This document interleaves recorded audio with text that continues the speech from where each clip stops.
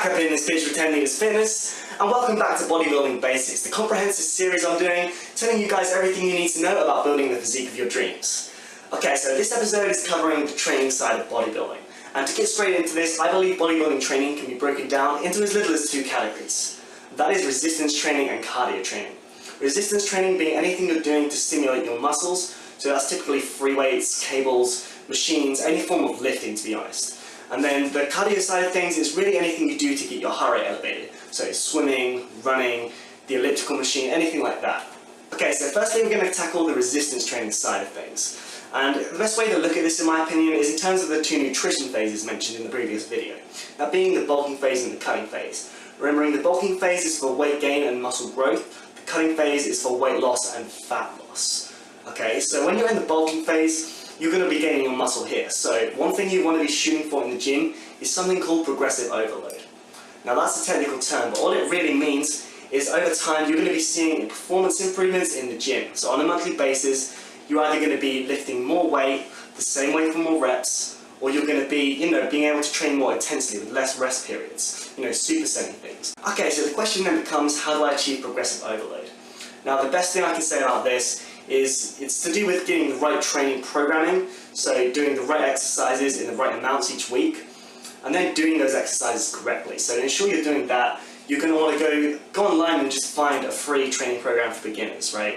If that's you, that is. So that'll tell you how often you should be performing, each exercise and give you different routines to perform. But then it's all well and good knowing which exercises to perform, but you also have to perform them correctly.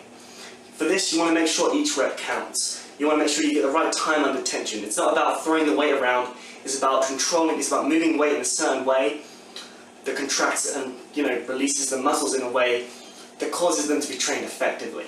The best advice I have on this is to Google some video tutorials on performing these different exercises, because they'll walk you through it and tell you what you should be feeling, how to perform it to get the best results out of them. Okay, so if you do this when you're getting the right nutrition on the bulk, you should find that you're gaining muscle. Okay, pretty much period, that is what it is. But then, when you're on a cut, so the phase where you're supposed to be losing fat, yes, you still need to do resistance training. The reason for this is because the way it functions is it essentially gives your body reason to keep the muscles around even though your weight's going down. If you stop doing the weight training, your body will interpret that as, well, I must not need all these muscles then. I might as well use them for energy, as well as all these fat stores, because you're in a caloric deficit, right? You're not getting the energy you need to support your daily activity level.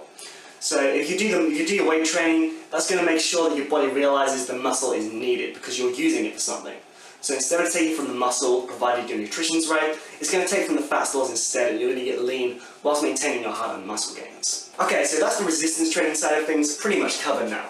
That brings us on to the cardio section. Now, like I say, the reason behind this is to elevate the heart rate. Okay, get your heart beating faster. Now this, strictly speaking, is not necessary to have a great physique. You can look damn good without cardio, but as this is a fitness channel, I'm not just about bodybuilding, I'm about health also. And doing cardio is very beneficial for your health, guys. You're going to feel so much better if you do it year round. So yes, I'm going to say year round you should be doing some kind of cardio. At least, once a week, a good cardio session to get your heart rate pumping is going to make you feel healthy. And there's addition as well that if you don't, then when you're on a bulk and you see your weight going up, you're training your muscles and you're getting bigger and bigger, but your heart is a muscle too, guys. And that's what pumps the blood around your body. So if you don't train that to, to go along with your weight gain, you're going to find you're struggling with things like going up the stairs. And if you're not careful, it can get a little embarrassing when you're on a bulk. And as well, no one wants to be the guy who looks great, but then, he can only run for 5 minutes before he's knackered. That's not a good look. So I'd recommend doing cardio at least like once a week when you're on a bulk, more if you can. And then when you're on a cut, obviously at that point it becomes more of a useful tool to help you achieve a caloric deficit, because the more cardio you do, the more calories you're going to burn. So that's going to help you achieve a caloric deficit, which is going to help you burn fat also. Anyway guys, that's pretty much everything I have to say on that today. I hope you found that helpful, hope you found that interesting. I've been Jack with 10 Meters Fitness. I'll see you guys in the next one.